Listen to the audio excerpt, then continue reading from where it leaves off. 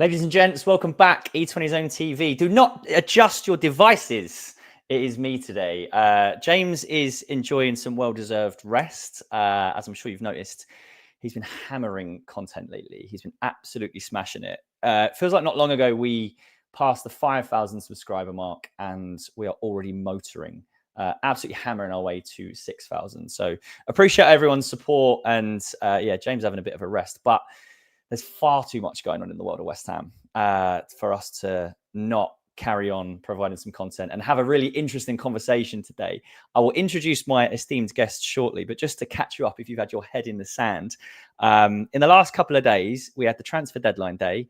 Then we've had a planned protest before Palace. Then there was some rumblings about one before Spurs, a planned boycott of the Brentford game, a letter of no confidence from the fan advisory board going directly to the ownership. And before that, West Ham won a game of football, which is the most important bit, right? Introducing alongside me today is Rob from Ironworks Alliance, who are a really interesting fan group who I absolutely love what they're doing.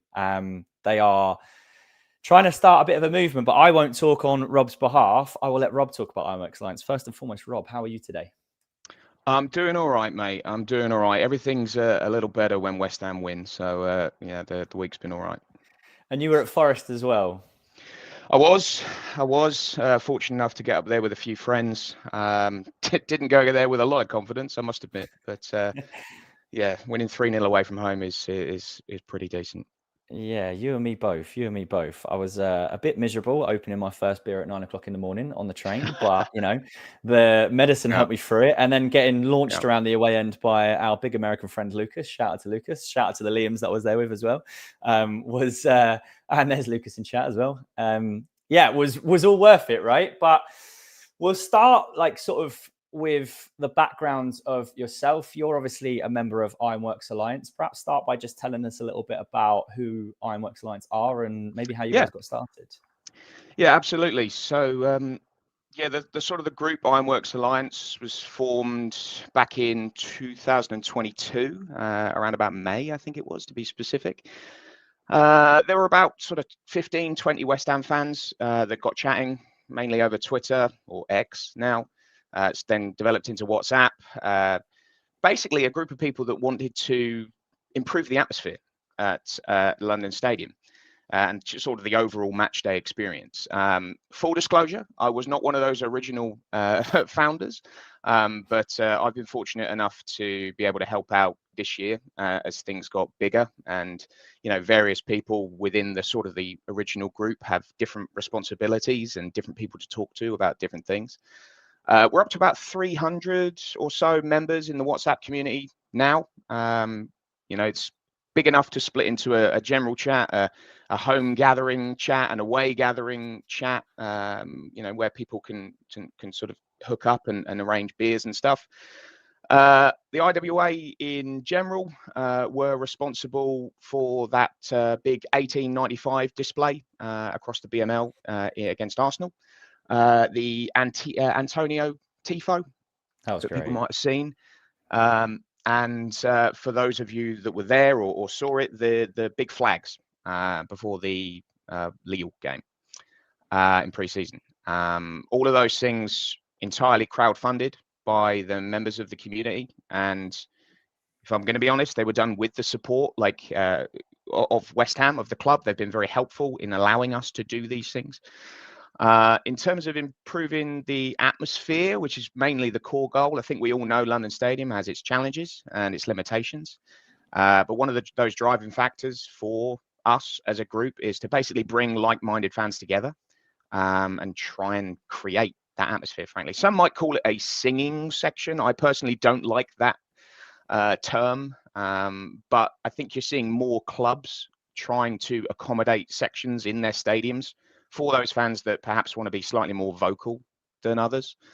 One of the big pushes this year, or the start of this year, was to encourage fans to relocate their season tickets down into sort of block 145, 146, which is kind of where it's all sort of originating in the Bobby Moore Lower. And I think, at the time it led to maybe 30, 40 or 50 or so people doing that. And you've got to start somewhere, right? So I do think we've started to see an impact, particularly pre-game. The meetups in that area of the ground, in the concourse before Lille and then before Chelsea, when it really got quite big. And we obviously were going to do another one before Spurs. That sort of energy in the concourse, I think, draws people in. 100%. And we had people saying that they could hear us queuing up on the bridges outside, which was awesome.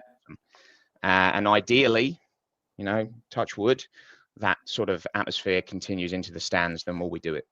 100%, 100%. I was one of those people. I remember walking along. So I sit in 255. So I have to walk past your corner to get around to where I go.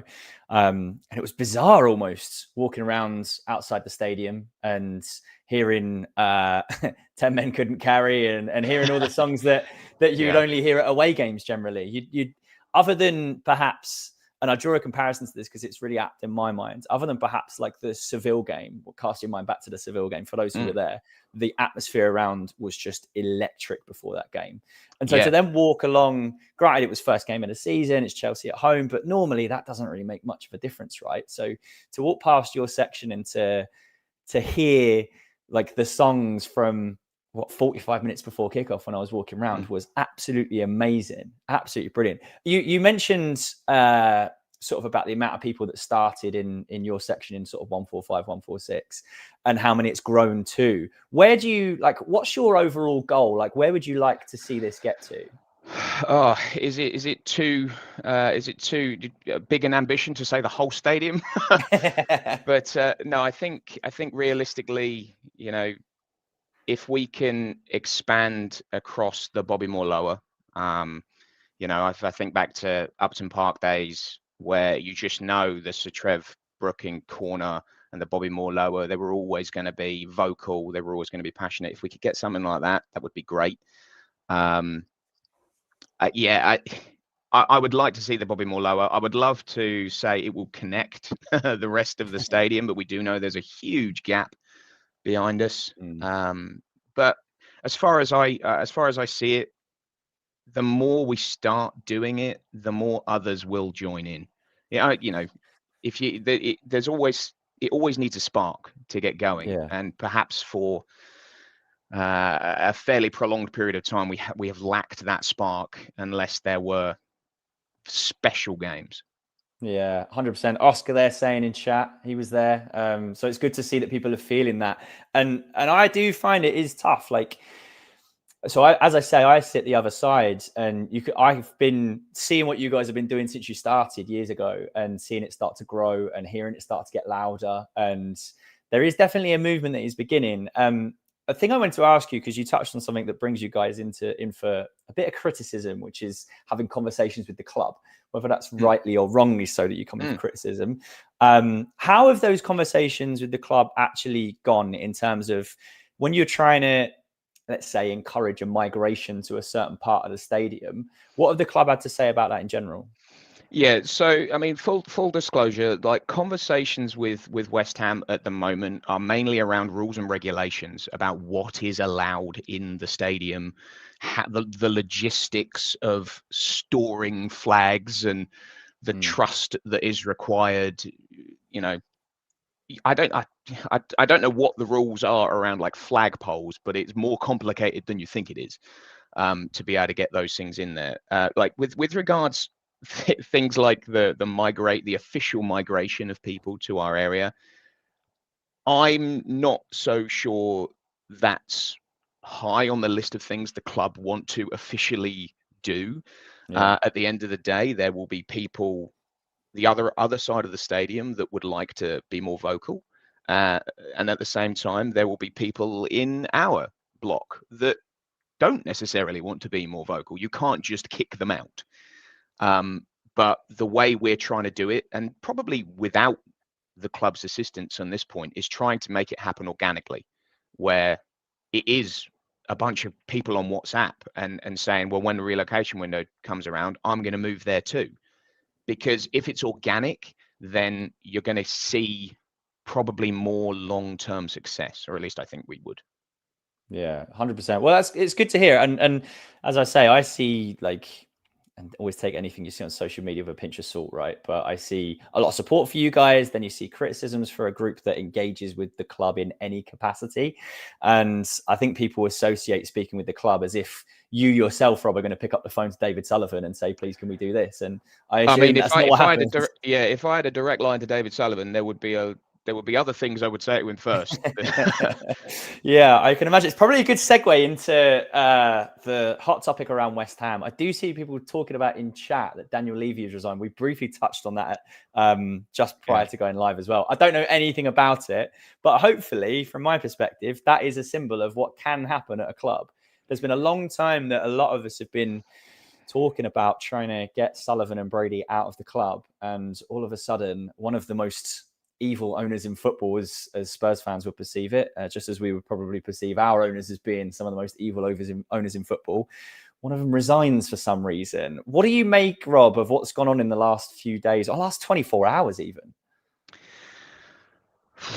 Yeah, it's difficult, man. When it comes to the things like the protests and the marches, for me, there's a personal response and then there's a professional response. From a personal perspective, like I've been going to West Ham. I think my dad took me in like 1993.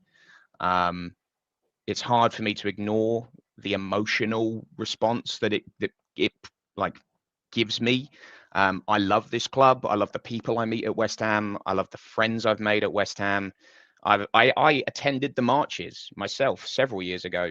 They're probably further away in the past than I would care to think now. But I went to those Gold, Sullivan, Brady out marches, willing change. I'm not entirely sure they did, but since then we've gone and won a European trophy, which was arguably the best feeling I've ever experienced associated with football.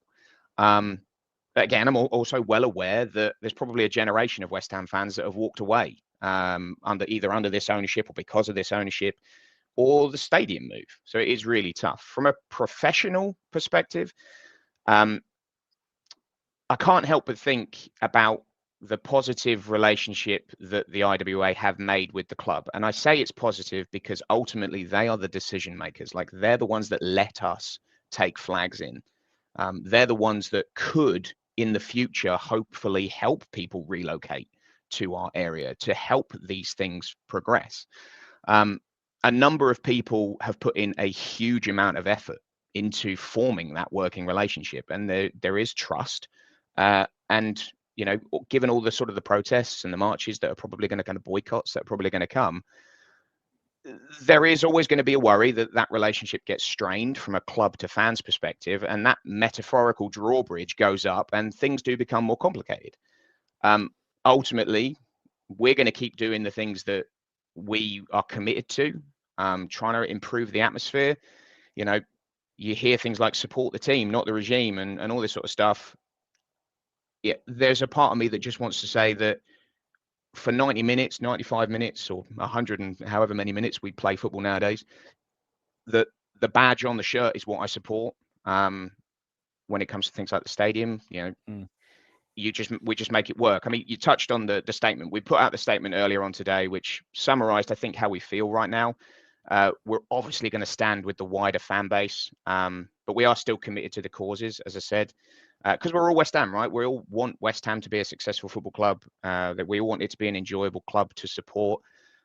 And I think we can all acknowledge that there are areas of the football club that have perhaps been left behind when comparing to our peers, be it the training ground, the scouting infrastructure, or even just the football management infrastructure like directors in football and all that nonsense, particularly for the size of club we are. And that's not acceptable.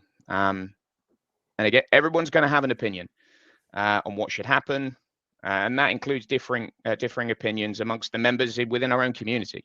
But whether it's Sullivan should sell the club or whether we should replace the board with new executives that can formulate this wonderful plan for the future, I don't know.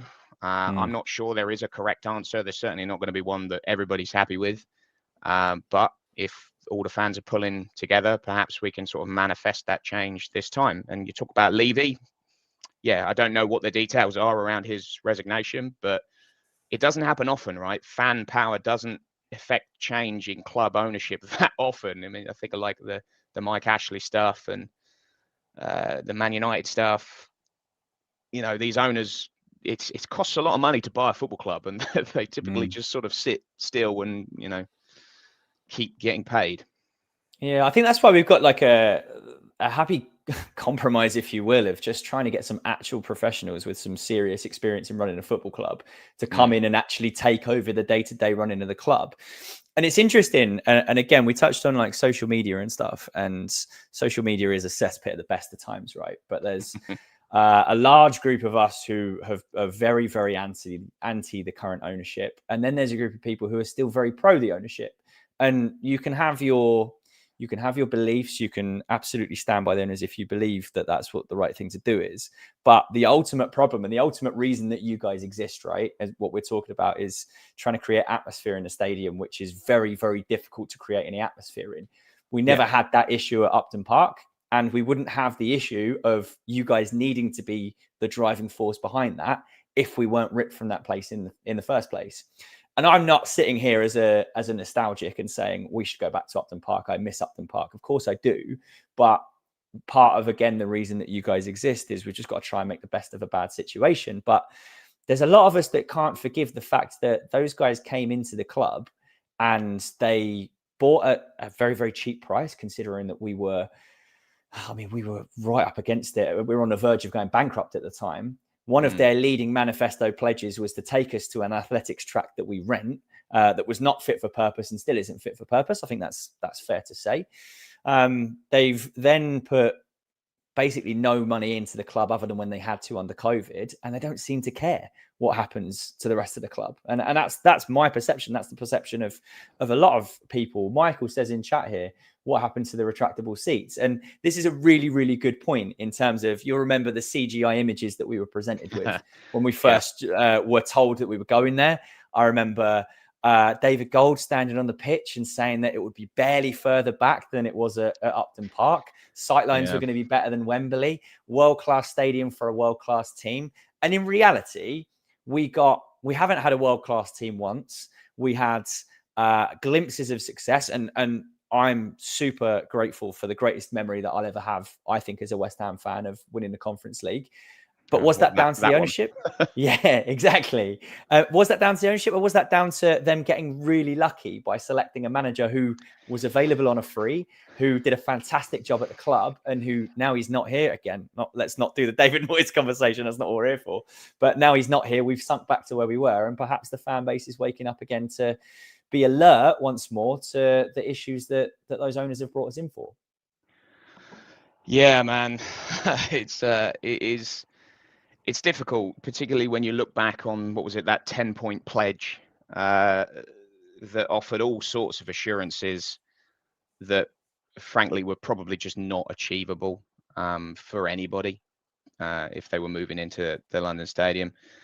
I think about it a couple of different ways. I understand that Gold & Sullivan, R.I.P. David Gold, but when they took over, they were business people, right? They saw an opportunity, they took it. They have pocketed a fair amount of money from that deal, whether it be the loans that they gave the club or, what I think is maybe a questionable selling of Upton Park to a business, then a business, and whatever it might be. But they are business people. I don't know of very many club owners that just do it for the love of the game, particularly in the Premier League. But as West Ham fans, we just want to see the best version of it. How we get there, I don't really know. But like you said, what we can do, particularly in our little community, is try and enjoy the day. I would go and watch West Ham in a field. I don't like London Stadium, but deep down, I don't care that it's London Stadium. I want to watch West Ham. I want to stand shoulder to shoulder with my mates, and I want to sing some songs and shout a bit. And if to put it into context, like before the Chelsea game, I haven't seen that many smiles before a game. I know, admittedly, the smiles were soon gone when the game kicked off, but that 45 minutes to an hour before kickoff was the most fun I've had at West Ham for years. And, you know, maybe selfishly, if I can go to a West Ham home game and feel that good, at least either side of the football, it's a win for me. And I think there's a lot of people in our community that would feel the same.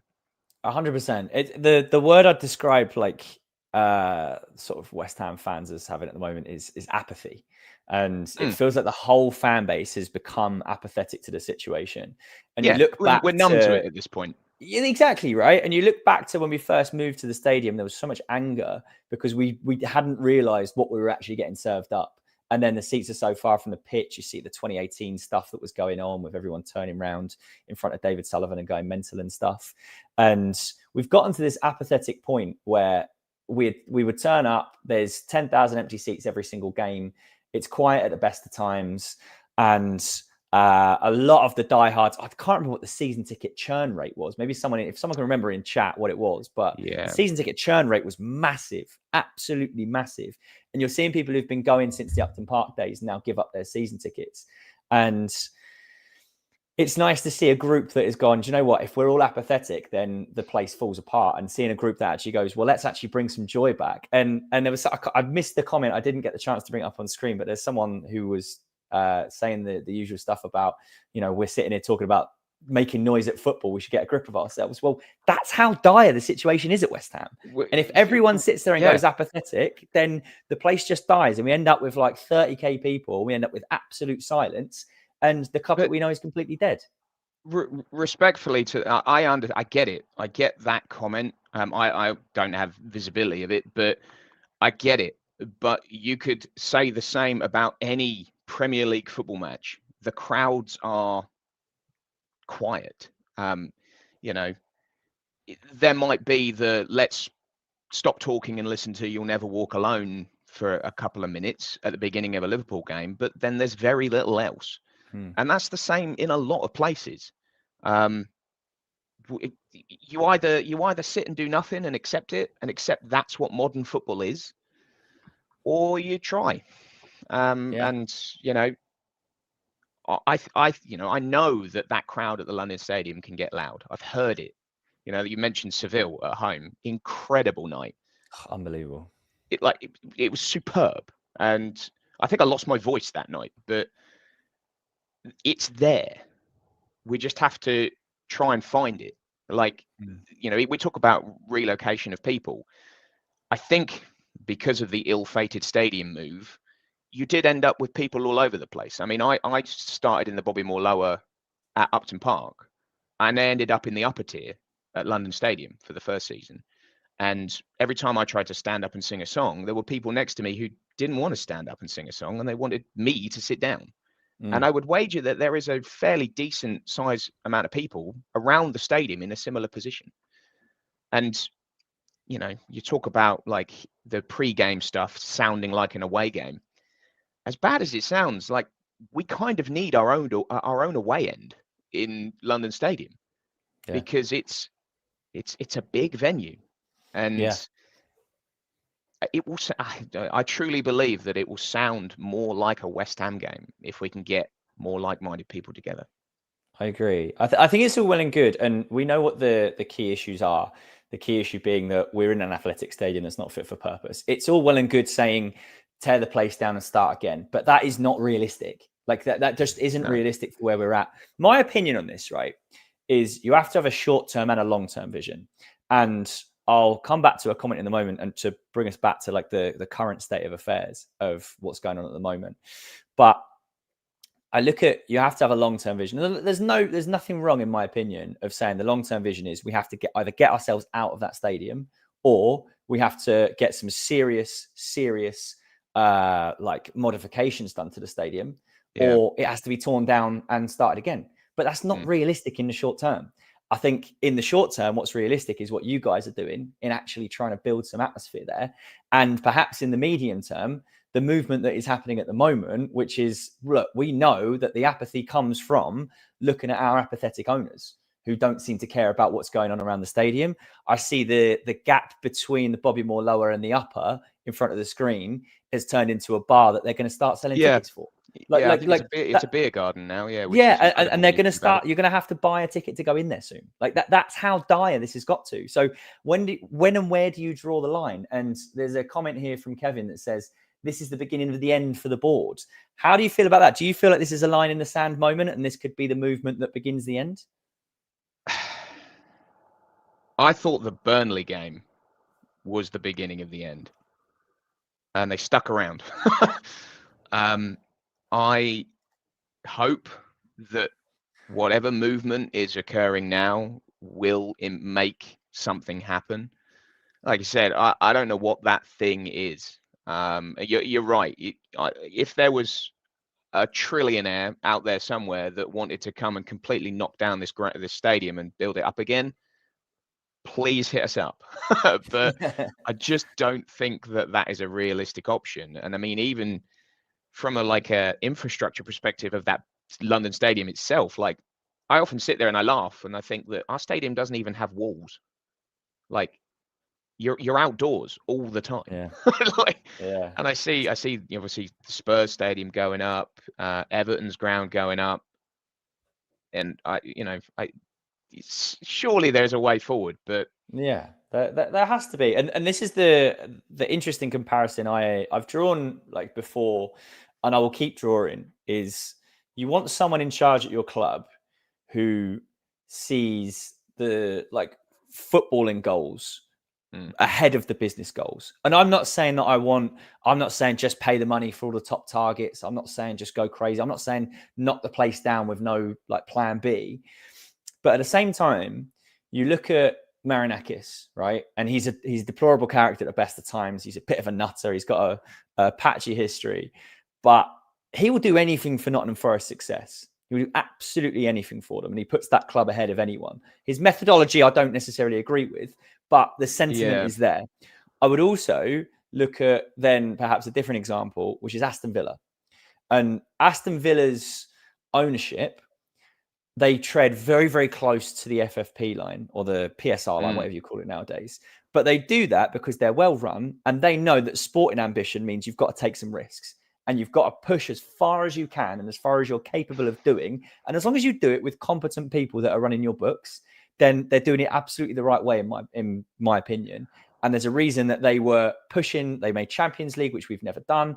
They have had a ropey start. And yes, it's not necessarily started well for them this season, but they are still going to push as hard as they can to be the team that tries to make that big six a big seven or a big eight or whatever like that. Yeah. And I look at us and I go, we generate more revenue than them. We've got a bigger stadium than them. There's absolutely no reason that we shouldn't be competing up there with them, if not stripping them. And that's the reason that I can never get behind the ownership, because this club is a massive club, and there is no reason we shouldn't be up there, in my opinion.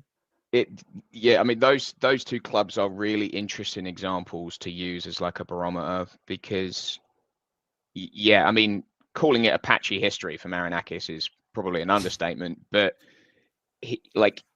he's now at odds with his own manager for signing people that the manager didn't necessarily want. Is that not a complaint that we have? Valid. And a club like Villa in particular, you're quite right. They're up at like 95%, 96% salary to revenue, whatever the calculation is.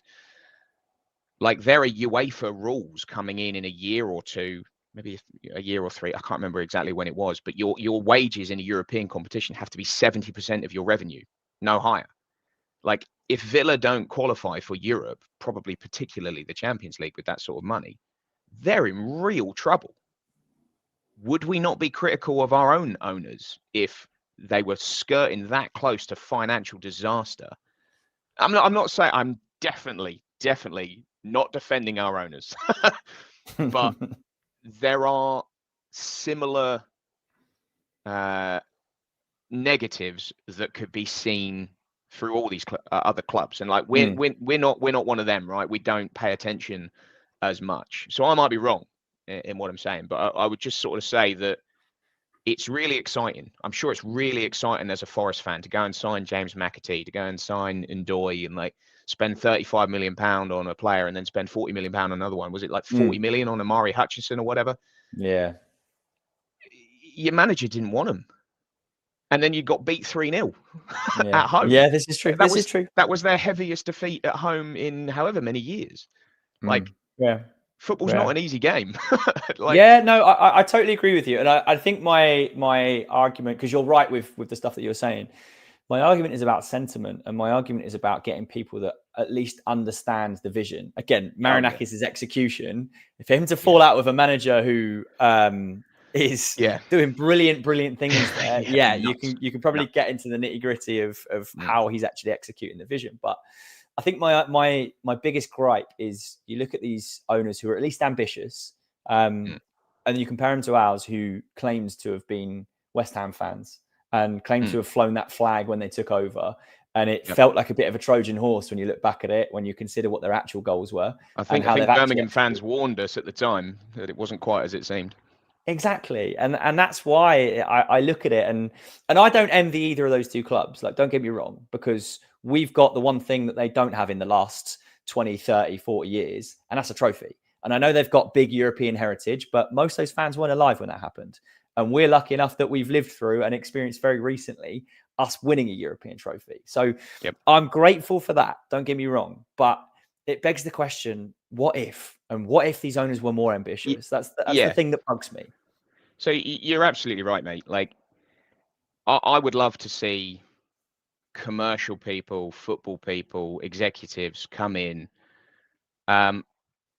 Would I truly believe that Sullivan would end up hands off? No, not particularly. He thinks that he knows the best way to run a football club. I think it was in the statement, the vote of no confidence statement, that said that we're an analog club in a digital world. I think it's a brilliant summary of how we sort of find ourselves at the minute. That being said, we've tried the director of football route. I think we had, was it Newman? Who was the head of recruitment at the time for a period of time. We had Husilios, who came in with Pellegrini as a director of football. That didn't work. Then Stuyton, obviously, and his relationship with Sullivan or Moyes or Lopetegui, whoever, and now Macaulay. Now, I'll be the first to agree that says, I don't want Sullivan anywhere near this stuff. Let the guys do the work that you're paying them to do. And then I look at our transfer dealings, and I think, was it Malik Diouf, 20, Fernandes, 21, Magassa, 21, maybe 20. Like, they're the right profile. That's who I want West Ham to sign. I don't want, I was about to say I don't want a 32-year-old Danny Ings, but I like Danny Ings. But even Callum Wilson, even when I went, that doesn't seem right, he played really well. He was excellent, wasn't he? Back to goal. We were all celebrating it, weren't we? Yeah. It's so strange because I think there is the smallest amount of evidence that we've done the right thing this summer, but it doesn't make up for 15 years of broken promises. Yeah, but where do you start to see the green shoots? Like, you've got to see them if they're there. I agree with you, and my frustration with that, because you're correct in what you've said there, I completely agree with you. My frustration with that is we got Kyle Macaulay, who seems to be doing a really good job of, if anything, just managing upwards and dealing with David Sullivan, because he's had a couple of players to do that anyway. Yeah, exactly, right. And that's why I feel for him a little bit, because the signings he has been responsible for, so we understand it, have been really, really good. I completely agree with you on like profile of player. The thing that frustrated me is I still believe he needs a proper director of football, because he's a head of recruitment. He has never been a director of football. He has never been taking point on negotiations, which is probably part of the reason why it's taken us so long to sign the players that we've needed to. Probably part of the reason that we are so bad at selling players, which is a large part of the reason that we're in such a large cash flow problem. because we buy high and we sell cheap. And Yeah, my I think thoughts on that are, just very quickly, my thoughts on that sure. Yeah. are, if you have a director of football who can oversee all of that, who can actually see the vision, who can actually execute the vision by actually taking the advice from these very, very talented and knowledgeable professionals, are we in this problem? That's the question that I ask myself, and I guess we'll never know.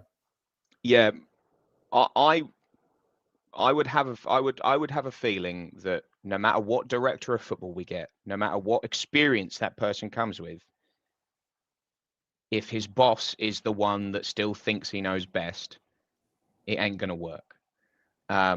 So we come back to this whole campaign to just step aside, just let somebody else run the club. Be a major stakeholder, but just step aside.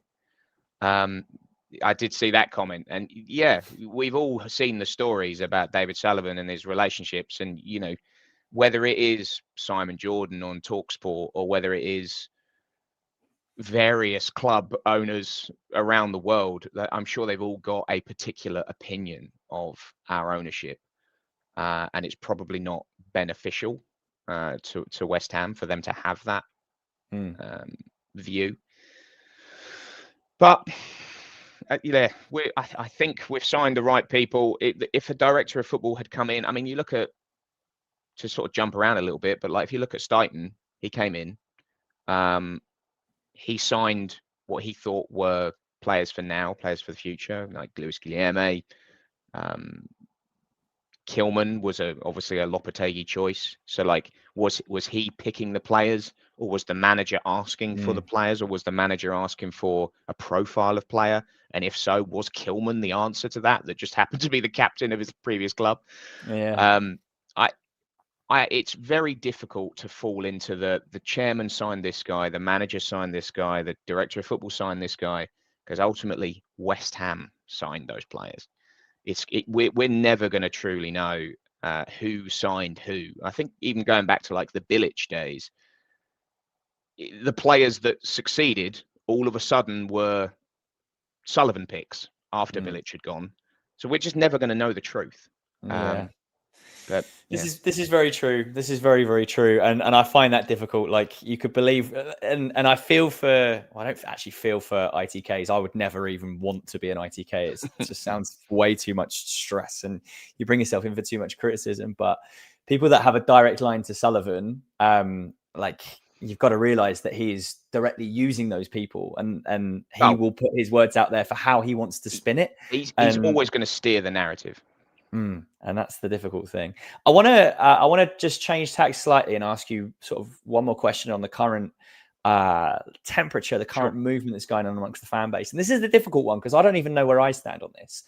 But I talked about there's a boycott plan for Brentford. So where do you stand on a mass boycott of a Premier League game? So speaking for myself, and not as like this is the IWA's thoughts on that, but speaking for myself, I've already been involved in a couple of disagreements with people I know. When I said I kind of want to go to the game because I love watching West Ham, and there are people I see at West Ham that I don't see anywhere else, and I got called selfish for doing that. And I sort of get it. I understand the value of staying away from the game. I understand the optics of it.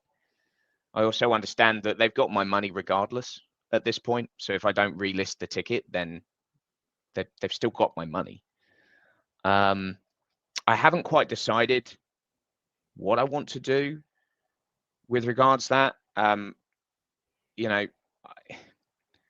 don't know how attitudes change. If we go and beat Spurs and then get a positive result against Palace, what are the optics of a boycott?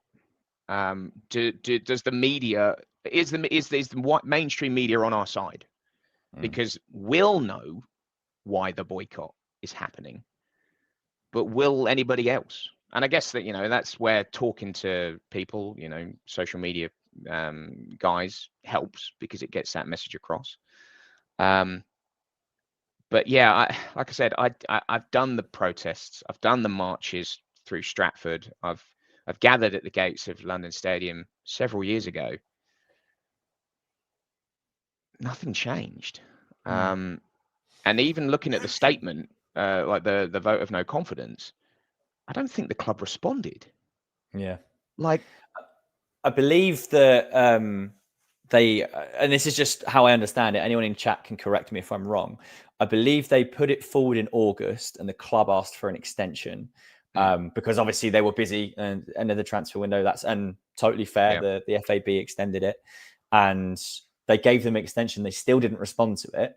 And then they waited beyond the deadline for which they were going to publish it.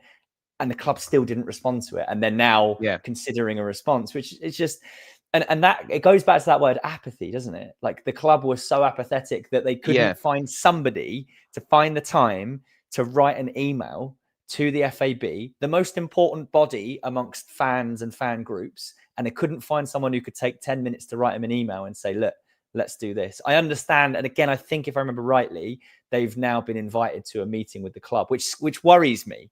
More than anything, it worries me. It's good that they want to talk, but I go back to how the last protests and stuff fell apart, where I believe someone took a backhander and suddenly it all fell apart. And it just makes me a little bit scared more than anything, as opposed to yeah, optimistic that conversations are going to make anything happen. yeah. That's, and it's a really, really good point, because you can push hard for an audience with owners, and they can tell you either what you want to hear or what they want to say. Is any of it believable at any point? Like, where's the particularly with our current ownership, where's the proof that they're going to follow through with anything? So like I said, I mean, I can't speak for Hammers United, I can't speak for the Fab. I don't know what the end goal is, unless it is get them out. But then what does the next lot look like?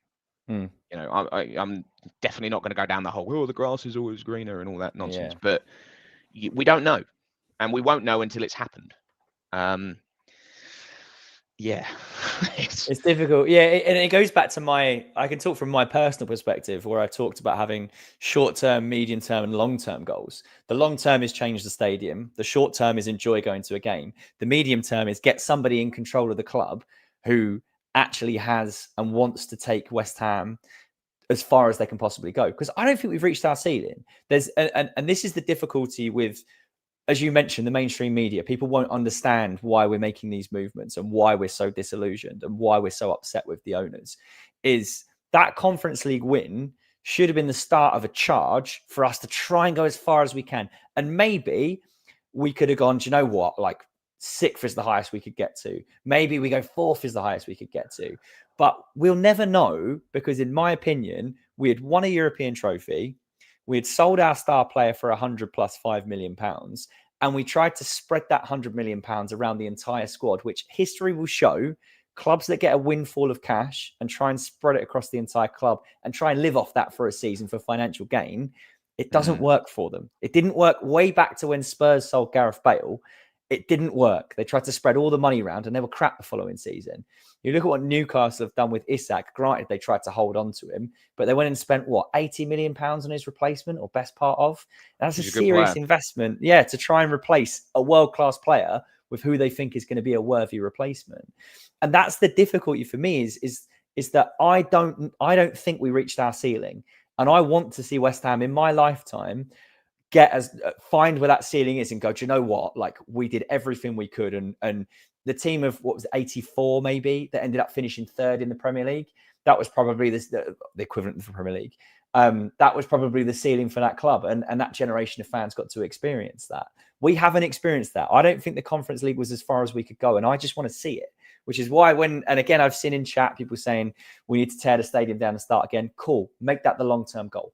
Make the short-term goal what you guys are doing in trying to make what is a crap stadium actually fun to go to so that we can enjoy it. And make the medium-term goal, as you say, we need to know what the vision is, which is why I worry about the FAB going in, hearing exactly what you say, the owners of the club just telling them what they want to hear, making them promises and just trying to make it go away. I actually think they're talking to them too soon, and they should be saying, fine, well, we're going to do this march. We're going to show you how many people, and we're going to get mainstream media attention as soon as possible. And to go back to the boycott point, I'm totally with you. Like, I think it's a personal decision and I don't know where I stand on it, because I absolutely love going to see West Ham, because similar to you, I'm exactly the same. I love that club. I would watch them anywhere. I'm in a lucky enough position where I've got a season ticket and I can go every week. And there will come a time, whether it's in 2 years or 20 years or 50 years, probably be in the ground by then, but whenever it is, that I can't go to games anymore. And I'll look back at every game that I couldn't attend and I'll regret it. And I don't want to have that regret personally. And that's my feeling. And I think a boycott should be the absolute last resort that we go to. And I think we've got more things that we can do first. So I think we need a clear vision as to what the FAB wants us to do before we actually start boycotting things, and we start actually potentially harming what the team is going to do on the pitch. But here is the Mac Daddy himself. How's it going, gentlemen? You all right? Yeah, not bad. Thank you. Yourself? All right, mate. All right. I just thought I'd come on. Just obviously what's been going on over the last sort of 48 hours in regards of like media pressure and everything. I just thought I'd come on and I had told you to put your feet up. I know, mate. I know. Yeah, but you know what? Get involved in the chat. Yeah, but you know what? There's never a day of peace at this club ever. So what you all saying? Well, should we start the 45 minutes again? Yeah, we'll just start again. So the Ironworks Alliance were but to your point that you were just sort of saying before your colleague joined us, fortune's always hiding, right?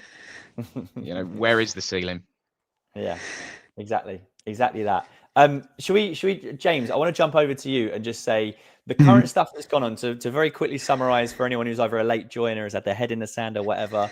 We've got a march plan before Palace. We've got a boycott plan of Brentford. We've got a letter of no confidence that's gone into the board, and now a meeting that's planned with the board, apparently. Give us your thoughts. It's been coming, mate. It's been coming. I've been saying it for 18 months, 2 years, that this has been building up to a situation where people are going to start taking it into their own hands. It's a shame that it's had to go down this road. Yeah, and we're going down this road of protests and boycotts and all that, but it's for the greater good, mate. At the end of the day, this needs to be done. I don't think this owner is fit for purpose anymore. I don't believe he has the ambition as some of us fans is. And his worst mistake ever is employing David Moyes and letting David Moyes show us all the way that how big West Ham can be.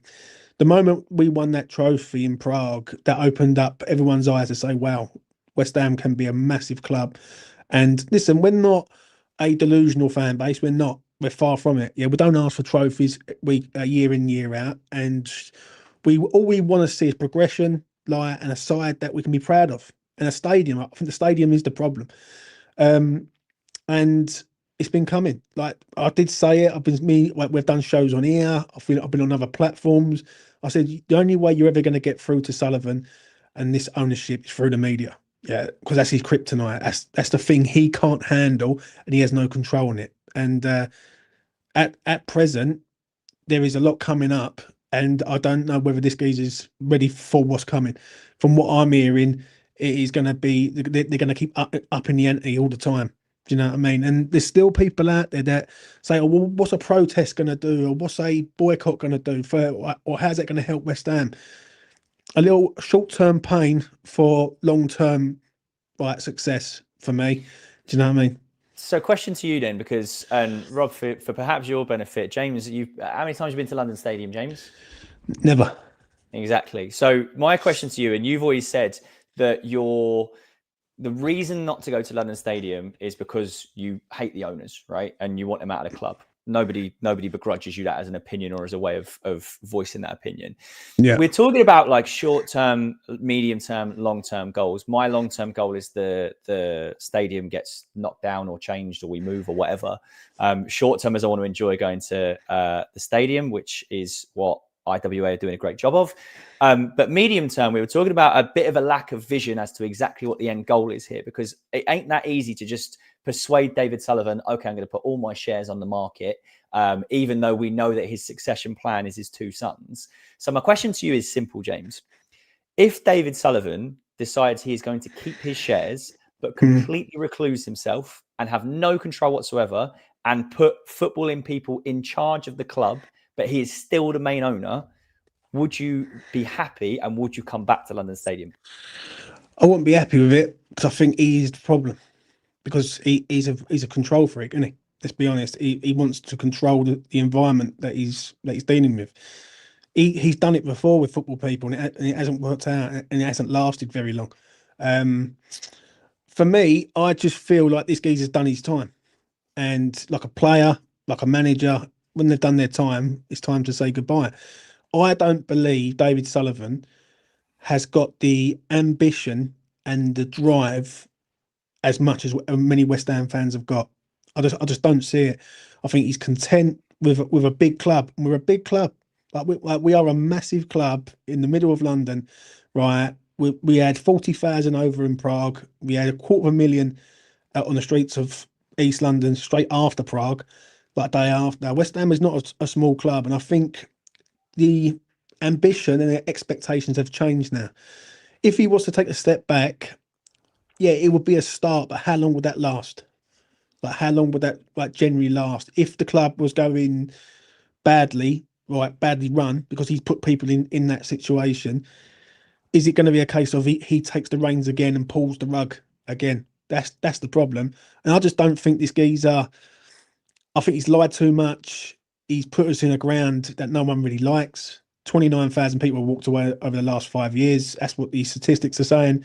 This is not people walking away through financial gain. This is people walking away because they're falling out of love with the club. They can't identify with this club anymore, which is my problem, because when you take us from the bowling and you stick us in the London Stadium, you're taking away all the history of the bowling, basically. No one, but the identity of West Ham isn't the same. And that's the problem. We need to get the identity back. And that starts with the fan base coming together and basically pushing this geezer to either invest into this club, because he doesn't invest into this club. He hasn't done. He recycles money consistently all around, like from TV revenue to like anything that he generates from the club. He does not invest no money into this club, and he's sitting there like taking money from the club, but not like putting anything back into it, and that's not right. I think if he did bring people in, Jay, it'd only be a matter of time before he'd take over again. Yeah, it's a difficult one, isn't it? It is a difficult one, and I think I don't know whether this is like the lighting of the touch paper that then somehow gets rid of him, and it's the old like, does accepting him taking a step back and getting a CEO and getting rid of Brady, does that become acceptable? But then he's in the background, and at any time he could sack those 2 people, and then he'll come back. Let me ask you, guys. Right, I put it to yous. I put it to the chat. Where do you see West Ham in 5 years' time? Go on, Rob. So 5 years' time, hopefully still in the Premier League. But I mean, do I right now see us challenging for European spots in the next few years? Probably not. I'll say it this way: if we make investments in the playing squad akin to what we've done this summer, I think it will look more positive. I don't necessarily know what results that will generate, but from what I look for in a West Ham team, a bit of energy, a bit of passion, a bit of commitment, legs in midfield, I think we're stepping in that direction. Yeah, give me a top 8 finish in 5 years' time. And this is the thing, Jay. Before I let you answer, 2 years ago we was that side in the top 10, and we was cemented in there. And whether you like Moyes or not, and this is going to pain a lot of people, but Moyes opened the door up to everyone, opened up the world really to everyone to say this is where big West Ham can be, and that's what we want. Like, do you know what I'm saying? Yeah, I think, and this is going to be like an interesting one to see how it develops, because I've said from the start about this transfer window that we just had, we were going to have to take a bit of pain, and we have taken a bit of pain. We had to go cheap on a couple of signings. We had to get a couple of free signings. I actually really like the Kyle Walker-Peters signing, as I've said before. The Wilson signing I didn't like, but there are elements of that transfer window where we go, we probably need another striker. We got a cheap centre-back on deadline day on loan, and is he going to be any good? Like, we don't know. We were going to have to absorb a bit of pain. And if Graham Potter can do enough whereby he can show that he's built a bit, and we can, as Rob said, we can have another transfer window where, right, we can address the issues that we didn't manage to address in this transfer window, and Graham Potter can keep building that. I think, and I don't want to get carried away off the back of one result. I really don't. I know I was there. Rob was there. It was an emotional day. Lucas Paqueta coming and kissing the badge in front of us all. I was Push for Europe starts now, mate. Push for Europe. Yeah. I'm not going to be that guy that like drinks the Kool-Aid. I know Paqueta has reeled me right back in, and I love the bloke again. But I'm not going to get reeled in by West Ham, and I'm realistic that I still don't think we finish higher than 14th at best this season. But I think in the grand scheme of things, a 14th place finish with signs of development and then addressing the other areas of the squad next season, we're going to have to take a slow build back to where we could be under this ownership. I firmly believe that if we did change this ownership, it's a different story. And within 3 years, we could easily be back up in that top six. But we'll see, won't we? But when you say, though, there's teams like Crystal Palace who have gone from nowhere near us to massively overtake us. And look at the way massively overtake me. I don't just quickly. Sorry to interrupt, but I don't think massively overtake is necessarily fair, because I think they had one good season. They won a trophy, and congratulations to them. And they won the Community Shield, and congratulations to them. But they still haven't achieved as much as we did over a sustained period of time. They've still never qualified for Europe through the league. A little question for you guys. It might be a little bit sort of chicken and egg, but I think everybody would acknowledge that using Palace as an example, their fans recently have been a credit to their club, whether it be like the displays at Wembley or whatever it might be. Do you think that those fans are doing it because the success happened, or do you think that the success has followed the fans creating that environment? Good question. For me, I think Palace was nowhere near doing what they've done over the last 18 months. Like, nowhere near it. I remember when we played them. They hired the right manager, I'll tell you that much. Yeah, but they hired a manager that was going to develop their players, and a good manager at that. And we all know about, obviously, Glasner through when we lost against Frankfurt. Yeah. So they had a plan in place. That's the thing. Like with Palace, they've had a plan. They signed young players. They signed, obviously, Eze and Elise and all these players. And they sold them for vast amounts of money. And they've still got players there. And the thing is with West Ham, which they don't do, which they've started to do this year, is sign assets. They are signing young players with value that is going to hold, like your Fernandez's, like your Manic Juice. I don't expect both of them boys to be here in 3 years' time.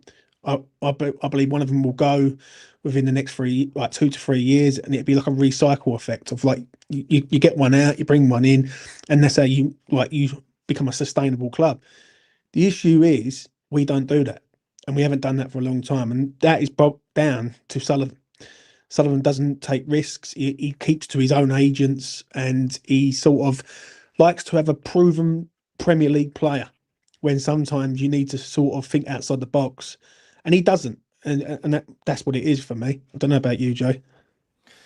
Yeah, I guess I don't know. It's really, really hard to see, isn't it? Like, you would like to think that the signing of Malik Diouf is like our left back for the next 10 years. You would like to think that Fernandez is the guy that then succeeds Lucas Paqueta effectively and tries to do the bits that Lucas Paqueta hasn't been able to do whilst he's been going through everything he's been going through. But at the same time, like, this is you're right in what you say. Like, it's easy to see us falling into a cycle where the last couple of years we've sold big ticket players and we haven't invested enough, in my opinion, for a club that pays £2 million a year in rent and makes that back and more through what we save in like stewarding, policing, and all the other costs, etc. Yeah. We should be, and people say West Ham spend loads of money. we should be spending loads of money. Like, let's be fair.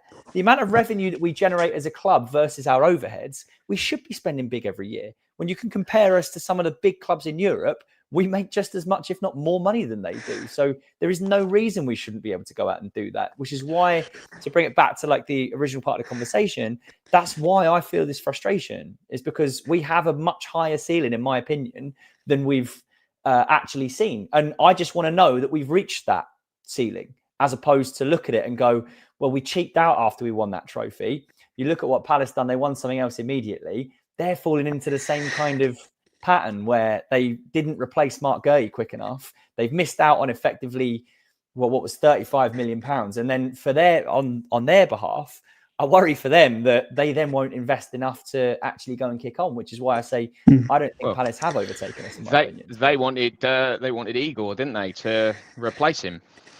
And we ruined their future plans. That's not exactly, that's not exactly a ringing endorsement of throwing £50 million at a new centre back. What do you use before I make a move? I'm going to ask this question because I only thought jump on for like 10 minutes and then I'm going to shoot it off. How do you see these protests and this boycott going, JV? I think the point I want to reiterate is the thing that worries me is having dialogue with the club too early. And that still sticks in my brain as going, well, we've seen it once before, that when the club started selling their stories and ended up just like paying someone off to cut the protests and stuff, it started, that's what ended it, in my opinion anyway. There's probably more facts that I'm not considering. I think that protests are exactly the right way that we need to go. We need to get the media to see what we're doing and to get on side. I think a boycott should always be the last resort.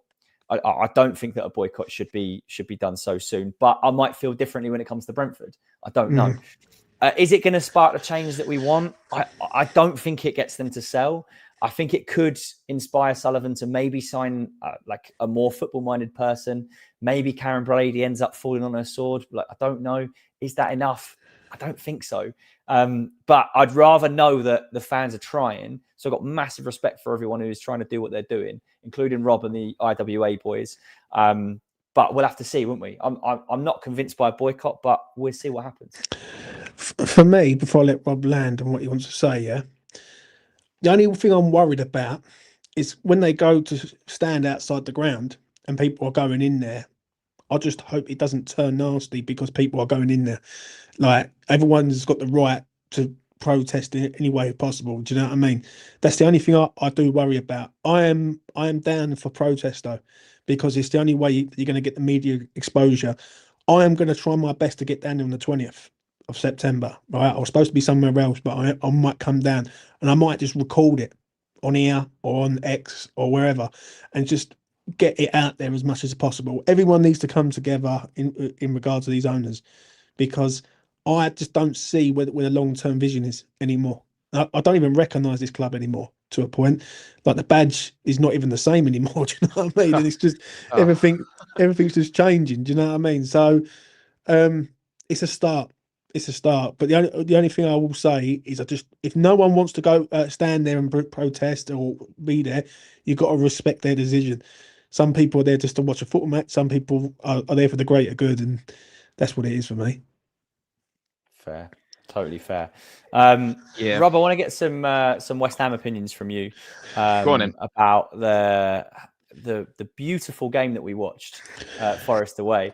I don't want to necessarily touch too much on that. I want to talk about like what you think should happen next, because there's a lot of talk about Fulkrug versus Wilson. What should we do for the next game against Spurs? There's a lot of positives to talk about. So where do you stand on should the team stay the same for Spurs, or would you like to see maybe a change up front?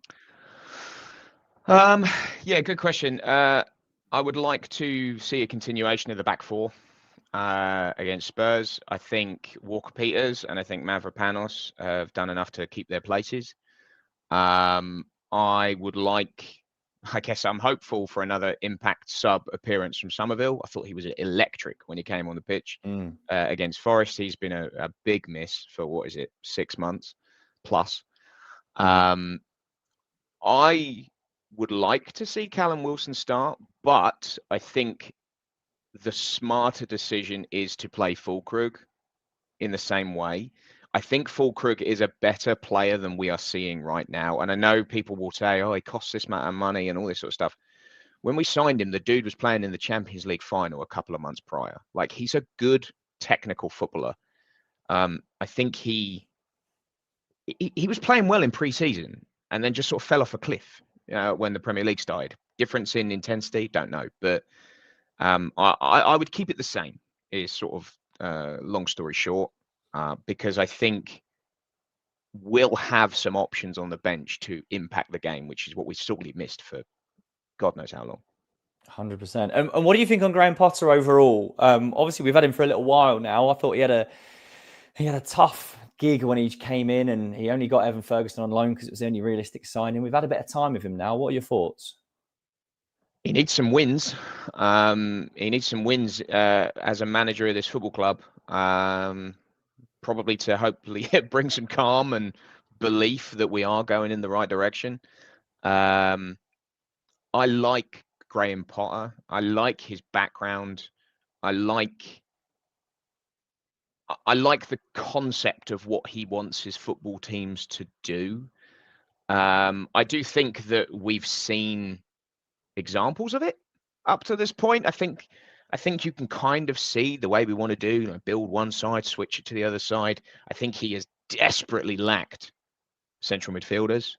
I think it's been our biggest problem for God knows how long. And you talk about not replacing Declan Rice. We spent £105 million on a Tottenham player, a Fenerbahce loanee, and a guy who can't score free kicks to save his life. But the guys, Fernandes and Magassa are good players, and they are players that we should be signing. I would imagine a lot of people don't know the kind of player Magassa is because he didn't get a lot of time at Monaco. But that's because he had two excellent players ahead of him in Lamine Camara and Zakaria. But Magassa is exactly what this club has missed. The ability to cover ground, the ability to win duels. Like, I hope we have a bit of patience with him. But genuinely, I could see him starting right away. Like, he's a really good player. As good as Fernandes is, like at winning duels and creating chances, and he's a bit more of an all-rounder, but we might see an instant improvement with that. And we talk about formations and stuff. I would like to see that 4-2-3-1 because I want Fernandes and Magassa to be those two eventually, to let the likes of who would it be? Bowen, Paqueta, and Somerville, for example, buzz around a player like Fulkrug, because I think that's where you see the best of everybody. But the way we started, the way we set up, we weren't ever going to see the best of Fulkrug or the best of Bowen because it just didn't. We didn't give them energy behind them, and I think the same could be said for our centre backs. Like, they look rattled when there's nobody protecting them. Yeah, 100%, and that lack of an actual top quality six since Declan Rice left has probably perfectly coincided with the fact that we ship goals pretty much every week, right? Well, and Rice was doing the job of 2 or 3 people at one point. And this is totally right. And I've said that, like, Paqueta was at his best when he was next to Declan Rice because he just looked so much freer, didn't he? Like, he knew that he had a guy there who would step in and cover when he gave the ball away unnecessarily in his own half. And since he hasn't had that, granted, he's had a lot of other stuff to worry about and a lot of other stuff going on, but his form dropped off, his confidence dropped off. And now that he's had that weight lifted off his shoulders, and now that we could actually see a proper number 6 come in, you never know what could happen. That midfield, just that what you said, Fernandes, Paqueta, and Magassa, sounds so balanced on paper, and it sounds really exciting. Yeah, I mean, I think if you think about it and look back, you see a different Paqueta when he's got runners and the ability for somebody next to him to receive the ball on the back foot. Like, there were moments when it just made you smile watching him play with like someone like George Earthy, who I can't see featuring much, to be fair, but he just knew where to be and knew where to receive the ball. And you can see someone like Paqueta respond to that. Guido Rodriguez, Ward-Prowse, Souček, God love them. They're all West Ham players. I'll support every single one of them. Do they offer what gets the best out of Paqueta? Probably not. Would I like to see him around the squad all the time? Sure. Like certain things that like Souček brings is you can't replace that very easily anyway. But I just think if we have the right three, or even like a box in it, that, you know, people talk about like 3-box-3 or whatever, but the Potter's football relies on the ability to control the ball in the middle third of the pitch. And, you know, fingers crossed. I'm not saying Magassa is the second coming of Declan Rice by any stretch, but he offers what we lack. And I think we all saw, even sort of, I guess, sort of inside left of Fernandes against Forest. You just knew he was a good player. And Paqueta responded to that. I think Paqueta was involved in like 27 duels, and Souček and Ward-Prowse combined for 6. Yeah, it's mad. You saw a spark in Paqueta respond to a player like Fernandes being around him.